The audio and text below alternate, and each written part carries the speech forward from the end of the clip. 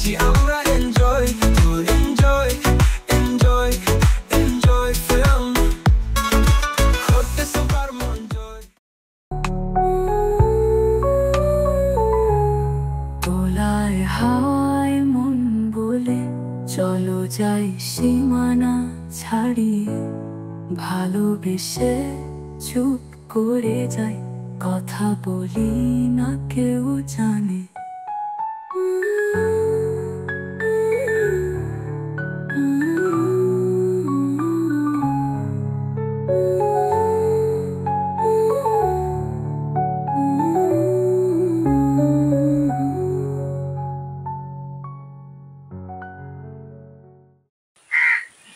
মল্লিকা, তুমি?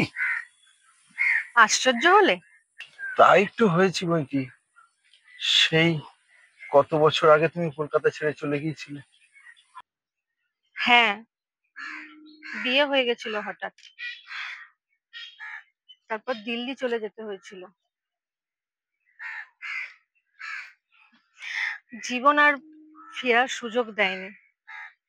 তা তোমার হাজবেন্ড, তিনি কোথায়? সে আছে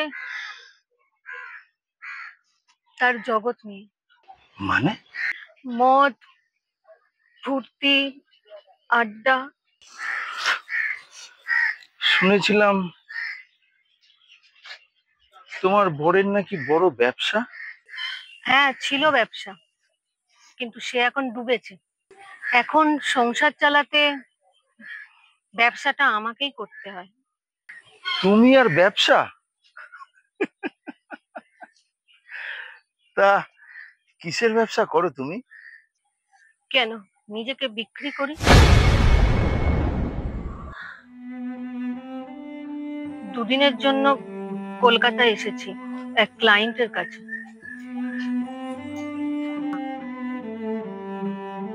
তুমি তুমি সবকিছু ছেড়ে আমার সঙ্গে বেরিয়েছো? আমি আছি তোমার দায়িত্ব নেওয়ার জন্য। আমার কথা থাক, জানো আমার একটা 7 বছরের ছেলে আছে। আমার যা কিছু সবই তার জন্য। ও যেন স্কুলে যেতে পারে, পেট ভরে খেতে পারে, আমি শুধু এইটুকুই চাই। তাহলে এইভাবে? না মল্লিকা, না, আমি তোমাকে এভাবে বাজারে বিক্রি হয়ে যেতে দেবো না। তুমি ভয় পেও না মল্লিকা, আমি আছি তোমার সাথে, আমি আছি। ভয় আগে পেতাম, প্রথম প্রথম, এখন আর ভয় পাই না। এটাই তো আমার ডেস্টিনি। যাক, আমি এবার যাই। আমার এখানেই ক্লায়েন্টের সঙ্গে দেখা করার কথা আছে। ক্লায়েন্ট তোমার সাথে দেখতে পেয়ে গেলে ভুল বুঝবে, আমার ব্যবসাটাই বন্ধ হয়ে যাবে।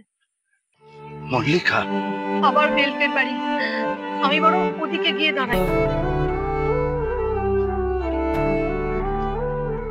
মল্লিকা, ধরবো তোমার হাত শেষ হবে। যদি কখনো ফিরে আসার কথা ভাবো আমায় জানিও, আমি থাকবো এখানে তোমার অপেক্ষা। কিন্তু আশা তো পূর্ণ হলো না, না কেন এমন হলো তুমি বলো বলো না।